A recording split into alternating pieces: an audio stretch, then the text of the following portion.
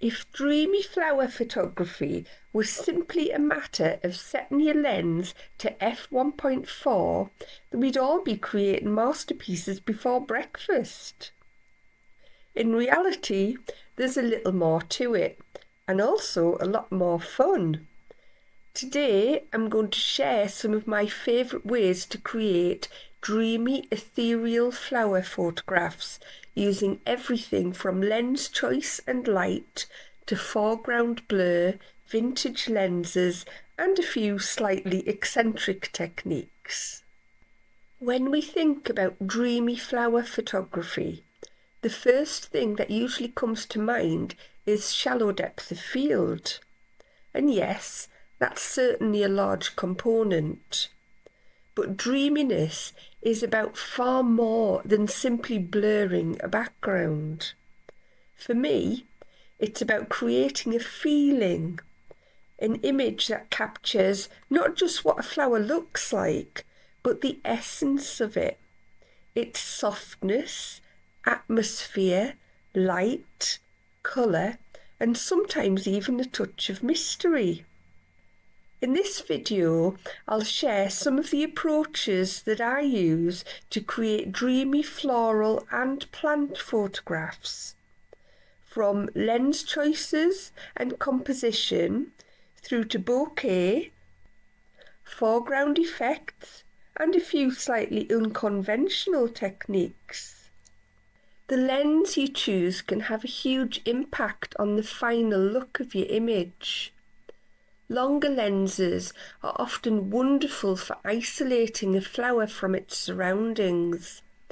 They compress the scene and can throw both the foreground and the background beautifully out of focus, helping your subject to stand out. These are especially handy in larger gardens when there can be large amounts of vegetation between you and your subject. My all-time favourite lens is a 180 Sigma macro lens, and it allows me to take photographs further away than most macro lenses. It opens up to f2.8 and gives incredible dreamy results with gorgeous bokeh. The downside is that it's very heavy. Okay if you're a weightlifter. I pop mine on a tripod these days. It's actually fitted with a lens shoulder to help balance out the weight on a tripod. I also use a 100 to 400 lens, and that's actually lighter than the 180 lens. It's great being able to zoom in with this, and whilst it only opens up to f5, I find that the distance and the zoom help to still provide a fairly soft bokeh whilst getting plenty of your subject in focus. A wider lens, such as a 50mm, creates a completely different feel altogether. You can include more of the environment while still achieving a soft, dreamy look, especially when using wider apertures. This look can be totally different to the previous lenses. A few years ago, I put together a blog comparing different lenses along with extension tubes. And these images here show the difference between using a 90mm macro lens and a 50mm lens, and then adding extension tubes and a Raynox 250 filter, shooting wide open for dreamy effects. And it's just interesting to compare these if you don't normally shoot with the different lenses. It's nice to see just the different effects you can get. The Sony 90mm macro lens is another favourite of mine, and these are a few showing how it can differ when adding extension tubes and a Raynox filter. I forgot to add, I shoot most of my floral images using a Sony a7 III camera these days. You can go even wider and use a wide-angled lens, although even though some offer f2.8, the very nature of wide-angled lenses can somewhat increase the sense of depth of field, losing some dreaminess. This can be combated somewhat by getting closer to your subject if the lens allows that. If it doesn't, you can always add an extension tube or two and get closer. I admit that I never tried taking dreamy plant images using wide-angled lenses. I tend to use them more to document a scene alongside my floral images. And you can see here the difference it makes photographing flowers using a wider lens, followed by more pleasing dreaminess created by using different lenses. Generally speaking, the wider the lens, the more you'll need to work with shallow depth of field if you want that ethereal appearance. Macro lenses are, of course, fantastic for any dreamy flower photography. They allow you to get close enough to reveal details and shapes that many people never even notice. And if you don't own a macro lens, extension tubes can be a very affordable alternative, or a Raynox filter can help. Then there are vintage lenses, and I do love vintage lenses. These are where things can get wonderfully unpredictable. Lenses such as the Helios 44-2 58mm lens, or the Meyer Gorlitz Primer Plan 58mm have developed almost cult-like followings among photographers because of the character that they bring to an image. I love both of these lenses, but the Primer Plan is my favourite. Both attach to my camera with an M42 adapter, and I often need an extension tube or two to get closer to my subjects. The Primer Plan can create those beautiful soap bubble highlights, but this can be tricky to achieve. A little sprinkling of water can help with this, whether dewdrops or rain, and a little back or side lighting from the sun or even man-made lighting can help to increase the chances of obtaining bubble bokeh. But aside from these bubbles, it also produces the most dreamy look out of all my lenses wide open. So it's really quite a versatile lens. The Helios is famous for its swirly backgrounds and an even more enchanted look when the front element is reversed to create a modified lens. I have two Helios lenses, and one of these is modified in this way. These images are a mix of the Helios lenses, just showing the different effects that you can get with that. And this one's very enchanted. That's the reversed. This is the reversed one. This is also the reversed. And this, I think this one is the normal Helios. No, it's not. It's reversed. And the reversed one again. I recently obtained a TT Artisan, which supposedly also gives bubble bokeh, and it needs an adapter such as the M42 to fit my camera. And I'm looking forward to trying it out in the coming months. But here's just some early test shots.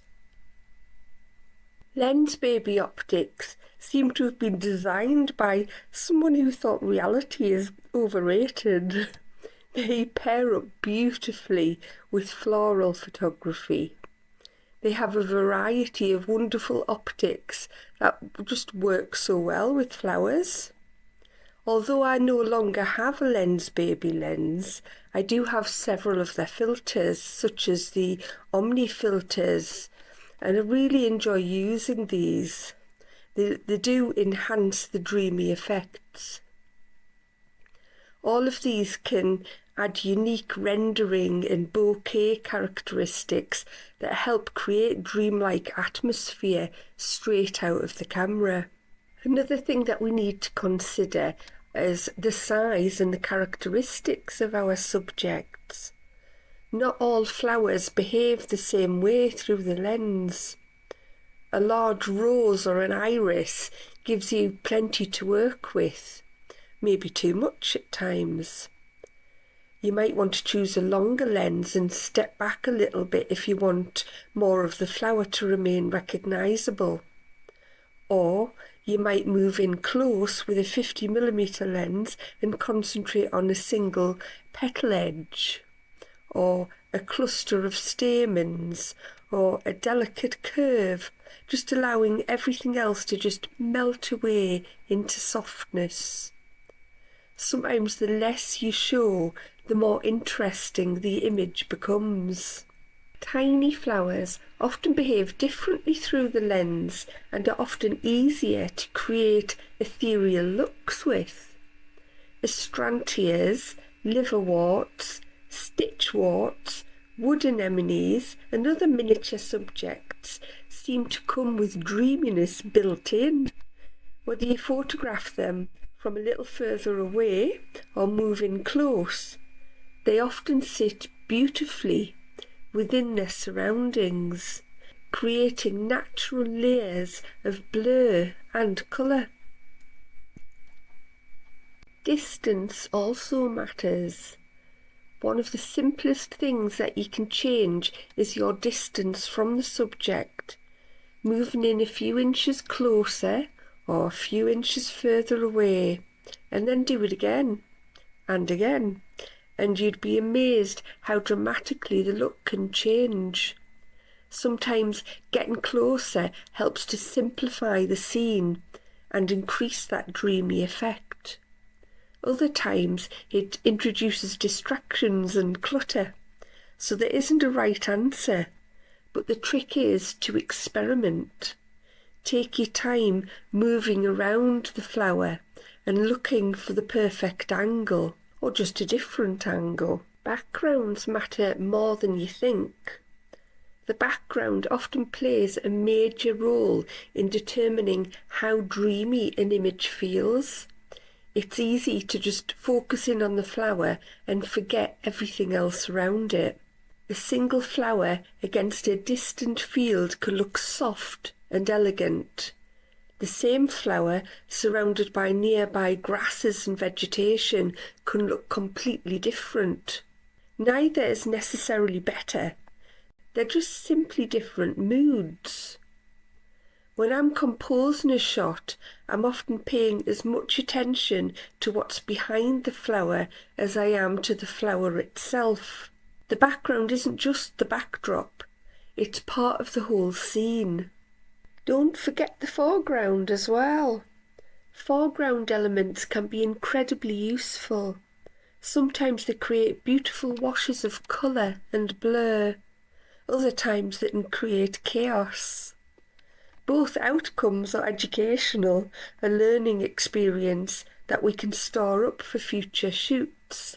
The trick is ensuring which one you've created before you go home and discover you've accidentally photographed what appears to be a flower trapped inside a green fog bank. And yes, that does happen. So, move around, change your angle, get down low to use some of that foreground vegetation. Change your angle, adjust your aperture, experiment with focal lengths. Small changes can make a remarkable difference. Light is one of my favourite ingredients in dreamy photography. I particularly love photographing plants when the sun is lower in the sky and shining through all the surrounding vegetation. Backlighting can create glowing edges around the petals, illuminating translucent leaves and produce beautiful highlights throughout the scene. Often it's the light itself that creates the dreaminess rather than the lens. A fairly ordinary flower can become extraordinary when the light is right. And you can always introduce extra light with an LED light, a torch, your phone, or even flash. but we won't go into lighting today, as that could take me several hours of waffling on. Now here's a thought that occasionally causes photographers to clutch their camera bags nervously. Not everything has to be sharp. Focus is optional. In fact, sometimes nothing has to be sharp. This is your artistic interpretation of the scene, your vision, your creative choice. Flowers reduced to shapes, colours and light can create wonderfully atmospheric images. When details disappear, viewers often spend longer exploring the image because their imagination starts to fill in the gaps. Sometimes a photograph that whispers can be more powerful than one that shouts. I don't see many photographers sharing images like these, but I personally love them. Bokeh can become an important part of the composition rather than simply a background effect. Perhaps it's the sunlight filtering through the undergrowth. Maybe it's light sparkling on dewdrops. Or perhaps it's the character of a particular lens. Helios lenses create their famous swirling backgrounds. Primer plans and TT artisans can produce soap bubble highlights. And lens baby optics offer a variety of unique effects depending on which optic you're using. You can also introduce creative tools such as lens baby omni crystals or coloured filters to add extra sparkle and atmosphere. And yes, I even have my own slightly unconventional methods of creating bokeh, even at f18, using Angelina fibre and iridescent sheets of material. That probably deserves a video all by itself. And yes, I will be making one. Other household items such as crumpled foil, wire wool, or Christmas decorations such as tinsel can help to create sparkle. And another favourite tool of mine is using some crystal beads, just twisted round and held in front of the lens. Which leads me through to my next technique, the shoot-through technique. One of the easiest ways to add dreaminess is by shooting through something. Vegetation, leaves, petals, seed heads, anything that creates soft foreground blur. And if nature isn't cooperating and hasn't placed a leaf exactly where you need it, don't be afraid to help it along. Hold a petal or a leaf close to the lens, and there you have instant blur, instant atmosphere. You can also use materials such as voile, gauze, or even fabrics with sequins for additional sparkle. Some photographers attach these materials around the lens using elastic bands and cut a hole in the centre, effectively creating a permanent dreamy photo machine. Cling film can also work in this way, and if you're feeling particularly experimental, try applying a little Vaseline around the edge of a UV filter. Just make sure it's the filter and not the front element of your lens. And that's a very different video, entitled How I Ruined My Lens in 10 Seconds. You can even experiment with objects such as short sections of copper pipe held in front of the lens to create unusual optical effects. The key is simple. Try things. Some won't work. Some will look ridiculous, and occasionally you'll discover a technique that becomes one of your favourites, like the bokeh trick that I'm going to be making a video about. Of course, dreamy flower photography doesn't have to happen in a meadow at sunrise. Sometimes it happens in the comfort of your own home, ideally with a cuppa nearby, a printed bokeh background, a few flowers in vases positioned at different distances, and suddenly you've got your own miniature floral studio. You can build layers of colour, blur and depth that create beautifully atmospheric scenes. You can also experiment with reflective surfaces, placing flowers on foil, for example. This can produce unusual dreamy reflections and unexpected patterns of light that add a whole new dimension to an image. Or use crumpled foil in front of the flowers with petals or leaves sprinkled over it for a pretty bokeh foreground. The beauty of this approach is that you're no longer dependent on the weather, the season, or location, and you can do it at any time. You're free to become both photographer and set designer, crafting your own little world of dreaminess right at home, directing a very low-budget botanical movie set. Of course, not all of us are blessed with beautiful botanical gardens on our doorstep, endless wildflower meadows, or perfect conditions every time we pick up a camera. Sometimes all we've got is a flower pot, a slightly scruffy corner of a garden, and a very optimistic attitude. And that's where editing can become another creative tool.